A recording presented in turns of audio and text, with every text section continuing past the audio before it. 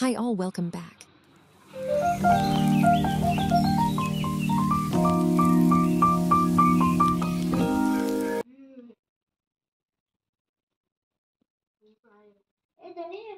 ಚೆನ್ನಾಗಿದೆ ಡಿಂಪು. ಆಯ್ತು, ನಾನು ಮಾಡ್ಕೊಡ್ತೀನಿ. ಫುಲ್ಲು ಮಳೆ ಇವತ್ತು, ಕಡಿಮೆನೇ ಆಗಿಲ್ಲ. ಸ್ವಲ್ಪ 2 ದಿನದಿಂದ ಬಟ್ಟೆನೂ ಒಣಗೇ ಇಲ್ಲ. ನೋಡಿ, ಈ ಬಟ್ಟೆಗಳನ್ನೆಲ್ಲ ಇಲ್ಲಿ ಒಳಗಡೆ ತಂದು ಹಾಕಿಬಿಟ್ಟಿದ್ದೀನಿ. ಮಕ್ಕಳುಗಳೆಲ್ಲ ಇದ್ದರು ನೋಡಿ. ಇಲ್ಲಿ ನಮ್ಮ ಮನೆಯಲ್ಲಿ ಒಂದು ಪ್ಲೇ ಗ್ರೂಪ್ ಥರ ಆಗಿದೆ. ಹೆಂಗೆ ಅಂತ ಈಗಿನ ಕಾಲದ ಮಕ್ಕಳುಗಳು ಕಾಣಿಸ್ತಾ ಇಲ್ಲ. ಬರೀ ಮೊಬೈಲು, ವಿಡಿಯೋ ಗೇಮು ಇದೆ. ಇಷ್ಟು ಬಿಟ್ಟರೆ ಬೇರೆ ಏನಿಲ್ಲ ಅಲ್ವನ್ರೋ? ಸರಿ, ಇವಾಗ ಮಳೆ ಬರ್ತಿದೆಯಲ್ಲ, ಏನು ಮಾಡಿಕೊಡ್ಲಿ? ಸರಿ, ಓಕೆ. ಇವತ್ತು ಸಿಂಪಲಾಗಿ ಡೋನಟ್ ಮಾಡೋಣ ಅಂತ. ಅದಕ್ಕೆ ನಾನು ಏನಿಲ್ಲ, ಜಸ್ಟ್ ಒಂದು ಮಾಡರ್ನ್ ಬೇಕರಿ ಅವ್ರದ್ದು ಮಿಲ್ಕ್ ಬ್ರೆಡ್ ತೊಗೊಂಡಿದ್ದೀನಿ. ಸ್ವೀಟ್ ಬ್ರೆಡ್ಸ್ ಆ ಥರನೂ ತೊಗೊಬೋದು, ಚೆನ್ನಾಗಿರುತ್ತೆ ಅದನ್ನು ಕೂಡ. ಇವಾಗ ಹೊರಗಡೆ ಅಷ್ಟೇ ಮಕ್ಕಳುಗಳು ಡೋನಟ್ಸ್ ಬೇಕು, ಹೊರಗಡೆ ಏನಾದರೂ ತಿಂಡಿ ಬೇಕು ಅಂತ ಕೇಳಿದಾಗ ನಾವು ಮನೆಯಲ್ಲೇ ಮಾಡಿಕೊಟ್ರೆ ಹೆಲ್ತಿಯಾಗಿ ಕೂಡ ಇರುತ್ತೆ. ನಮಗೆ ಗೊತ್ತಿರುತ್ತೆ ನಾವು ಏನು ಇಂಗ್ರೀಡಿಯೆಂಟ್ಸ್ ಹಾಕ್ತೀವಿ ಅಂತ. ನಾವು ಹೊರಗಡೆಯಿಂದ ತಂದರೆ ಏನು ಅಂತ ಗೊತ್ತಿರಲ್ಲ. ಹಾಗಾಗಿ ನಾನು ತುಂಬ ಒಂದು 90% ಮನೇಲೇ ಮಾಡ್ತೀನಿ. ಕೆಲವೊಂದು ಸರ್ತಿ ನನಗೆ ಮಾಡೋಕ್ಕೆ ಆಗಬೇಕಂದ್ರೆ ನಾನು ಹೊರಗಡೆಯಿಂದ ತರಿಸ್ಕೊಡ್ತೀನಿ. ಇಲ್ಲ ಸ್ವಲ್ಪ ಪೋಸ್ಟ್ಪೋನ್ ಮಾಡ್ತೀನಿ, ಇನ್ನೊಂದು ಸರ್ತಿ ಯಾವಾಗಾದ್ರು ಮಾಡ್ಕೊಡ್ತೀನಿ ಅಂತ ಹೇಳಿ. ಬಟ್ ಇವತ್ತು ಎಲ್ಲರೂ ಕೂಡ, ಈಗ ನನ್ನ ತಂಗಿ ಮಕ್ಕಳು ಎಲ್ಲರೂ ಬಂದಿರೋದ್ರಿಂದ ಅವರಿಗೆ ಈ ಥರ ಇಷ್ಟ, ಏನಾದರೂ ಹೊರಗಡೆ ತಿನ್ನಬೇಕು. ಮತ್ತು ಮಳೆ ಬೇರೆ ಬರ್ತಿದೆ, ಹಾಗಾಗಿ ಏನಾದರೂ ತಿನ್ನಬೇಕು ಅಂತ ಅನ್ನಿಸ್ತಾ ಇರುತ್ತೆ. ಮಕ್ಕಳಿಗೆ ಅದು ಸಹಜ, ಅಲ್ಲ, ನಮಗೆ ಕೂಡ ಅನಿಸುತ್ತೆ. ಹಾಗಾಗಿ ಸರಿ, ಓಕೆ, ಮಾಡಿಕೊಡೋಣ ಅಂತ. ಇದು ಈಸಿ ಕೂಡ ಡೋನಟ್ಸು. ಬ್ರೆಡ್ಡಲ್ಲಿ ಮಾಡುವಂಥದ್ದು 2 ಇಂಗ್ರೀಡಿಯೆಂಟ್ಸ್ ಅಷ್ಟೇ, ತುಂಬ ಚೆನ್ನಾಗಿರುತ್ತೆ. ಒಂದ್ಸತಿ ನೋಡಿ ಟ್ರೈ ಮಾಡಿ. ಮತ್ತು ಈಸಿ ಕೂಡ, ತುಂಬ ಟೈಮು ಏನು ತೊಗೊಳೋದಿಲ್ಲ, ಈಸಿಯಾಗಿ ಕೂಡ ಮಾಡ್ಬೋದು. ಹಾಗಾಗಿ ನಾನೊಂದು ಮಿಲ್ಕ್ ಬ್ರೆಡ್ ತೊಗೊಂಡಿದ್ದೀನಿ ಫಸ್ಟು. ಅದ್ರ ಜೊತೆಗೆ ನಾನಿಲ್ಲಿ ಡಾರ್ಕ್ ಚಾಕ್ಲೇಟ್ ತೊಗೊಂಡಿದ್ದೀನಿ ಮತ್ತು ವೈಟ್ ಚಾಕ್ಲೇಟ್ ಕೂಡ ತೊಗೊಂಡಿದ್ದೀನಿ. ಇದು ಡಾರ್ಕ್ ಮತ್ತು ವೈಟ್ ಚಾಕ್ಲೇಟು ನಿಮಗೆ ನಾರ್ಮಲಾಗಿ ಡಾರ್ಕ್ ಚಾಕ್ಲೇಟ್ ಸಿಗುತ್ತೆ. ಇನ್ ಕೇಸ್ ಇಲ್ಲ ಅಂದರೆ ನಾರ್ಮಲಾಗಿ ಡೈರಿ ಮಿಲ್ಕ್ ಕೂಡ ಯೂಸ್ ಮಾಡ್ಬೋದು. ಇದು ಡಬಲ್ ಬಾಯ್ಲಿಂಗ್ ಮೆಥಡಲ್ಲಿ ನಾನು ಇದನ್ನು ಮೆಲ್ಟ್ ಮಾಡ್ತೀನಿ. ಇದು ಬಂದು ನಿಮಗೆ Milky bar, normal Milky bar ನಾನು ಕಲ್ತಿರೋದು, ತೊಗೊಂಡಿರೋದು. ಇಟ್ಸ್ 20 ರೂಪೀಸ್ದು ಮಿಲ್ಕಿ ಬಾರ್, ತಿಂತೀನಿ ಅನಿಸುತ್ತೆ. ಪ್ರೈಸ್ ಗೊತ್ತಾಗ್ತಿಲ್ಲ. ಆಲ್ಮೋಸ್ಟ್ 21 ಮಿಲ್ಕಿ ಬಾರ್ನ ತೊಗೊಂಡಿದ್ದೀನಿ ಕಟ್ ಮಾಡಿ. ಅದನ್ನು ಡಬಲ್ ಬಾಯ್ಲಿಂಗ್ ಮೆಥಡಲ್ಲಿ ಹೇಗೆ ಮೆಲ್ಟ್ ಮಾಡಿ ನಾನು ಮಾಡ್ತೀನಿ ಅಂತ ನೋಡೋಣ ಬನ್ನಿ. ತುಂಬ ಈಸಿ, ಮಕ್ಕಳಿಗೆ ತುಂಬ ಇಷ್ಟ ಆಗುತ್ತೆ, ಟ್ರೈ ಮಾಡಿ. ಅದ್ರ ಜೊತೆಗೆ ನಿಮಗೆ ಗಾರ್ನಿಷಿಗೆ ಬೇಕು ಅಂತಂದರೆ ನಿಮಗೆ ಚಾಕ್ಲೇಟ್ ಚಿಪ್ಸ್ ಕೂಡ ಯೂಸ್ ಮಾಡ್ಬೋದು. ಅದನ್ನು ನಾನು ನಿಮಗೆ ಲಾಸ್ಟಿಗೆ ತೋರಿಸ್ತೀನಿ, ಮನೇಲಿದೆ. ಹಾಗಾಗಿ ಅದನ್ನು ಕೂಡ ಯೂಸ್ ಮಾಡಿಕೊಂಡು ಅಟ್ರಾಕ್ಟಿವ್ ಆಗಿ ಹೇಗೆ ಮಾಡೋದು, ಒಂದು 3 ಟೈಪ್ಸು ಡೋನಟ್ಸ್ನ ನೀವು ಒಂದೇ ಟೈಮಲ್ಲಿ ಮಾಡ್ಬೋದು ಈಸಿಯಾಗಿ, ಮನೇಲಿ ಸಿಗೋ ಐಟಮ್ಸಿಂದ. ಅದು ಹೇಗೆ ಅಂತ ತೋರಿಸ್ತೀನಿ, ನೋಡೋಣ ಬನ್ನಿ. ನಾನಿಲ್ಲಿ ಫಸ್ಟು ನಿಮಗೆ ತೋರಿಸ್ತಿದ್ದೀನಿ, ಚಾಪಿಂಗ್ ಬೋರ್ಡ್ ತೊಗೊಂಡಿದ್ದೀನಿ. ಇದು ಸ್ಟೀಲ್ ಚಾಪಿಂಗ್ ಬೋರ್ಡು, ತುಂಬ ಚೆನ್ನಾಗಿದೆ ನೋಡಿ. ಇಲ್ಲಿ ಶೆಲ್ಫ್ಗೂ ಕೂಡ ನಾವು ಈ ಥರ ಅಡ್ಜಸ್ಟ್ ಮಾಡ್ಕೋಬೋದು. ನನಗೆ ಕಾಣಿಸ್ತಿಲ್ಲ ಅಷ್ಟು, ತೋರಿಸ್ತೀನಿ ನೋಡಿ. ಹೀಗೆ ಜಸ್ಟ್ ಹಿಂಗೆ ಕ್ಲೋಸ್ ಮಾಡಿದರೆ ಆಯಿತು, ಮೂವ್ ಆಗಲ್ಲ. ಈ ಥರದ್ದು ನಿಮಗೆ ನಾನು ಇದನ್ನು ಆಲ್ಮೋಸ್ಟ್ ಫ್ಲಿಪ್ಕಾರ್ಟಲ್ಲಿ ಏನೋ ತೊಗೊಂಡಿದ್ದು. ನಂಗೆ ತುಂಬ ಇಷ್ಟ ಆಯಿತು ಇದು chopping board. Plastic chopping board ಆದರೆ ಪ್ಲಾಸ್ಟಿಕ್ಕಲ್ಲಿ ಮಾಡಬಾರ್ದು, ಇವಾಗ ಕಟ್ ಮಾಡಿದರೆ ಪ್ಲಾಸ್ಟಿಕ್ ಇದೆಲ್ಲ ಅದಕ್ಕಾಗುತ್ತೆ ಅಂತ ಹೇಳಿ ನಾನು ಪ್ಲಾಸ್ಟಿಕ್ನಾಗ ಯೂಸ್ ಮಾಡ್ತಾ ಇಲ್ಲ ಆಲ್ಮೋಸ್ಟು. ಹಾಗಾಗಿ ವುಡನ್ದಾದರೆ ವಾಶ್ ಮಾಡಿ ಹಾಳಾಗಬಹುದು ಅಂತಲೂ ಕೂಡ ಅದನ್ನು ಕೂಡ ಸ್ಕಿಪ್ ಮಾಡಿದೆ.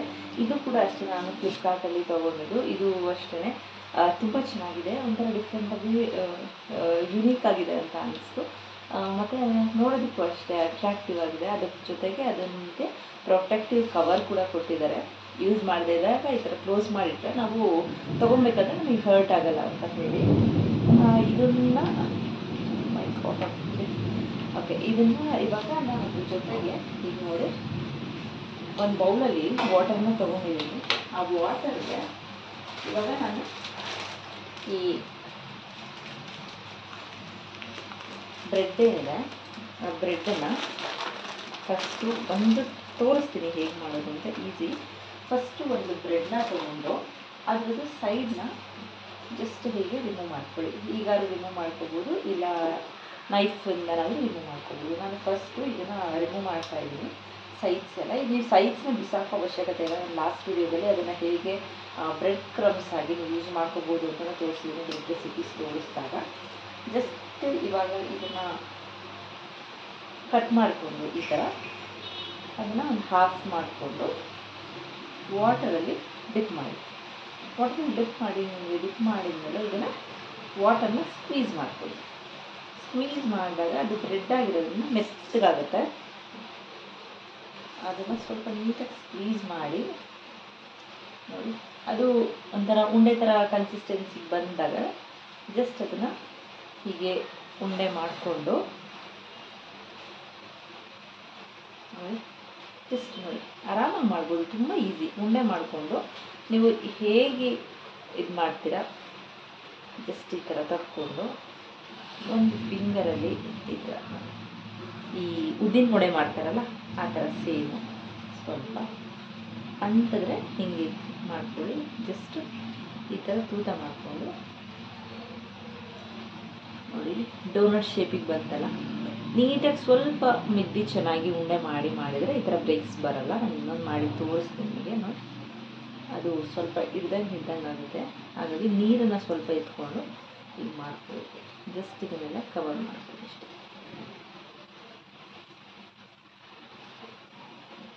ನಿಮಗೆ ಡೋನಟ್ ಶೇಪಿಗೆ ರೆಡಿ ಆಗುತ್ತೆ. ಡೋನಟ್ಸ್ ಥರ ನೀವು ಎಷ್ಟು ದೊಡ್ಡದು ಬೇಕಾದರೂ ಮಾಡ್ಕೋಬೋದು, ಚಿಕ್ಕದು ಬೇಕಾದರೂ ಮಾಡ್ಕೋಬೋದು. ಈ ಥರ ನಿಮಗೆ ಎಷ್ಟು ಬೇಕಷ್ಟನ್ನ ಮಾಡಿ ಎತ್ತಿಟ್ಕೊಳ್ಳೋಣ. ಇವಾಗ ಅದ್ರ ಜೊತೆ ಡಬಲ್ ಬಾಯ್ಲಿಂಗ್ ಮೆಥಡಲ್ಲಿ ಹೇಗೆ ಮೆಲ್ಟ್ ಮಾಡ್ಕೊಳ್ಳೋದು ಗೊತ್ತಿರುತ್ತೆ ಆಲ್ಮೋಸ್ಟು. ಜಸ್ಟ್ ಗೊತ್ತಿಲ್ಲದೆ ಇರೋದು ತೋರಿಸ್ತೀನಿ. ಇವಾಗ ಈ ಥರ ನೀರನ್ನ ಇಟ್ಕೊಂಡು ಗ್ಯಾಸ್ ಆನ್ ಮಾಡ್ಕೊತಾ ಇದ್ದೀನಿ ನೋಡಿ. ಜಸ್ಟ್ ಪ್ಲೇನ್ ವಾಟರ್ ಅದು ಸ್ವಲ್ಪ ಬಾಯ್ಲ್ ಆದಮೇಲೆ 2 ಚಾಕ್ಲೇಟ್ಸ್ ಏನಿದೆ ಅದನ್ನು ಮೆಲ್ಟ್ ಆಗೋದಕ್ಕೆ ಜಸ್ಟ್ ಇದರ ಮೇಲೆ ಈ ಥರ ಪ್ಲೇಸ್ ಮಾಡಬೇಕು. ಆವಾಗ ಅದೇನಾಗುತ್ತೆ, ಮೆಲ್ಟ್ ಆಗುತ್ತೆ.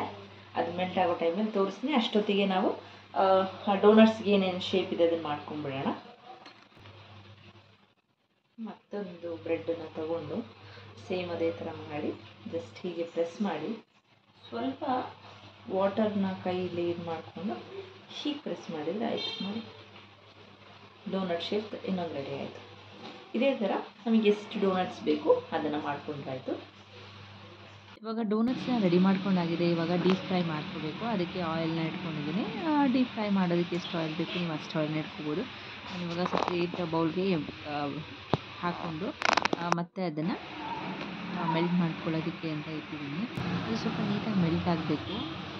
ಇವಾಗ ಒಂದು 3 to 4 ಟೈಪ್ಸ್ ಆಫ್ ಡೋನಟ್ಸ್ ಮಾಡ್ತಿರೋದ್ರಿಂದ ನಾನು ಶುಗರ್ ಪೌಡರ್ನೂ ಕೂಡ ಪೌಡರ್ ಮಾಡಿ ಇಟ್ಕೊಂಡಿದ್ದೀನಿ. ಇವಾಗ ಇದನ್ನು ಜಸ್ಟ್ ಈ ಥರ ನೀವು ಶೇಪ್ ಮಾಡಿಕೊಂಡು ಅದನ್ನು ನೀವು ಆಯಿಲಿಗೆ ಹಾಕಿ ಫ್ರೈ ಮಾಡಿದರೆ ಆಯಿತು.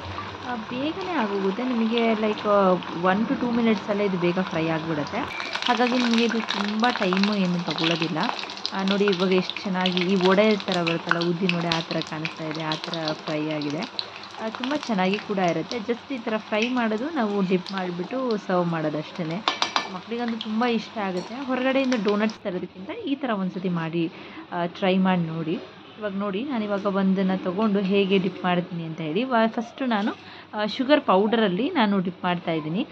ಶುಗರ್ ಪೌಡರ್ನ ಫುಲ್ಲು ಕಂಪ್ಲೀಟಾಗಿ ಶುಗರ್ ಪೌಡರಲ್ಲಿ ಡಿಪ್ ಮಾಡ್ತಾಯಿದ್ದೀನಿ. ಇದು ಒಂದೇ ಒಂದು ಮಾಡಿ ಟ್ರೈ ಮಾಡೋಣ ಅಂತ ಮಾಡಿದ್ದು. ಅಂದರೆ ಇದು ನಾರ್ಮಲಾಗಿ ಸ್ವೀಟಾಗಿರುತ್ತೆ. ನಿಮಗೆ ಯಾವುದೇ ಥರ ಫ್ಲೇವರ್ಸ್ ಅನಿಸಲ್ಲ. ನಾರ್ಮಲ್ ಸ್ವೀಟಾಗಿ ತಿಂತಾಯಿದ್ದೀವಿ ಅನ್ನೋ ಥರ ಫೀಲ್ ಬರುತ್ತೆ. ಮತ್ತು ಇವಾಗ ನಾನಿಲ್ಲಿ ಮೆಲ್ಟೆಡ್ ಚಾಕ್ಲೇಟ್ಸ್ ಏನು ರೆಡಿ ಮಾಡ್ಕೊಂಡಿದ್ದೆ ಅದನ್ನು ಹೊರಗಡೆ ತೆಗೆದ್ಬಿಟ್ಟು ಇದಕ್ಕೆ ನೀವು ಕೈಯಲ್ಲಾದರೂ ಹಿಂಗೆ ಮಾಡ್ಕೋಬೋದು, ಇಲ್ಲ ಒಂದು ಫೋರ್ಕ್ ಚುಚ್ಚಿಬಿಟ್ಟು ಜಸ್ಟ್ ಹೀಗೆ ರೊಟೇಟ್ ಮಾಡಿಕೊಂಡ್ರೆ ಆಗುತ್ತೆ. ಅದು ಕೂಡ ಚೆನ್ನಾಗಿರುತ್ತೆ. ತುಂಬ ಬಿಸಿ ಇದ್ದರೆ ಕೈಯಲ್ಲಿ ನೀವು ಮಾಡೋದಕ್ಕಾಗಲ್ಲ. ಆವಾಗ ಫೋರ್ಕ್ ಹೆಲ್ಪ್ ತೊಗೊಂಡು ನೀವು ಮಾಡ್ಕೋಬೋದು. ಒಂದನ್ನು ನಾನು ಚಾಕ್ಲೇಟಲ್ಲಿ ಡಿಪ್ ಮಾಡ್ತಾಯಿದ್ದೀನಿ, ಒಂದನ್ನು ನಾನು ವೈಟ್ ಚಾಕ್ಲೇಟಲ್ಲಿ, ಅಂದರೆ ನಾವು ಮಿಲ್ಕಿ ಬಾರ್ ಏನು ತೊಗೊಂಡಿರ್ತೀವಿ ಅದರಲ್ಲೇ ಡಿಪ್ ಮಾಡಿ ಹಾಕ್ತಾ ಇರೋದು. ಮತ್ತು ನಮಗೆ ಇನ್ನೂ ಕಲರ್ಫುಲ್ಲಾಗಿ ಬೇಕು ಅಂದರೆ ಅದಕ್ಕೆ ಬೇರೆ ಥರ ನೀವೇನಾದರೂ ಡೆಕೋರೇಟ್ ಕೂಡ ಮಾಡ್ಕೋಬೋದು. ನಮ್ಮ ಹತ್ರ ಈ ಚಾಕ್ಲೇಟ್ ಚಿಪ್ಸ್ ಇತ್ತು. ಚಾಕ್ಲೇಟ್ ಚಿಪ್ ಇದ್ದಿದ್ದರಿಂದ ನಾನು ಅದಕ್ಕೆ ವೈಟ್ ಚಾಕ್ಲೇಟ್ ಮೇಲೆ ಈ ಥರ ಬ್ಲ್ಯಾಕ್ ಕಲರ್ ಹಾಕಿದರೆ ಚೆನ್ನಾಗಿರುತ್ತೆ ಅಂತ ಹೇಳಿ ಈ ಥರನೂ ಮಾಡಿಕೊಟ್ಟೆ. ಮಕ್ಕಳಿಗಂತೂ ತುಂಬಾ ಇಷ್ಟ ಆಯಿತು. ಮತ್ತು ಇದು ಟೇಸ್ಟಿಯಾಗೂ ಕೂಡ ಇರುತ್ತೆ. ಮಕ್ಕಳಿಗೆ ಮಾತ್ರ ಅಲ್ಲ, ದೊಡ್ಡವ್ರಿಗೂ ಇಷ್ಟ ಆಗುತ್ತೆ, ನಮಗೂ ಕೂಡ ತುಂಬ ಇಷ್ಟ ಆಯಿತು ಆ್ಯಕ್ಚುಲಿ ಇದು. ಇದನ್ನು ಟ್ರೈ ಮಾಡಿ ನೋಡಿ, ಖಂಡಿತವಾಗ್ಲೂ ಮಕ್ಕಳು ಬೇರೆ ಕಡೆ ಹೊರಗಡೆಯಿಂದ ಡೋನಟ್ಸ್ ಬೇಕು ಅಂತಲೇ ಅನ್ನಲ್ಲ, ಮನೇಲೇ ಮಾಡಿಕೊಡಿ ಅಂತ ಹೇಳ್ತಾರೆ. ಮನೇಲೂ ಕೂಡ ಈಸಿಯಾಗಿ ಕೂಡ ನೀವು ಮಾಡಿಕೊಡ್ಬೋದು. ಬನ್ನಿ, ನಾನು ಇವಾಗ ಕೊಟ್ಬಿಟ್ಟು ನಮ್ಮ ಮಕ್ಕಳನ್ನ ಕೇಳ್ತೀನಿ ಹೇಗಿದೆ ಅಂತ ಹೇಳಿ, ನೋಡಿ ಅವ್ರ ರಿಯಾಕ್ಷನ್ ಹೇಗಿರುತ್ತೆ ಅಂತ.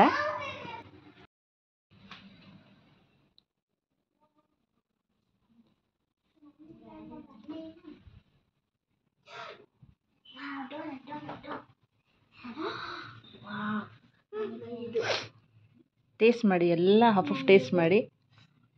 ಸುಡ್ತಾ ಇರುತ್ತೆ.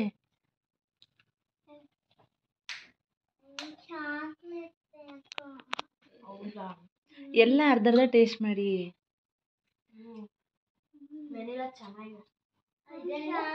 ಚಾಕ್ಲೇಟ್ದು ಅದು ತಿನ್ನು ಮಗನೆ, ನಿಂಗೆ ಚಾಕ್ಲೇಟ್ ಕೊಡ್ತೀನಿ.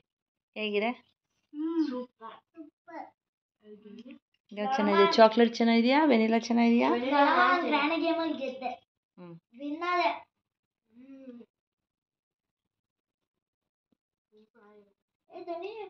ಚೆನ್ನಾಗಿದೆ ಡಿಂಪು? ಆಯ್ತು, ನಾನು ಮಾಡ್ಕೊಡ್ತೀನಿ.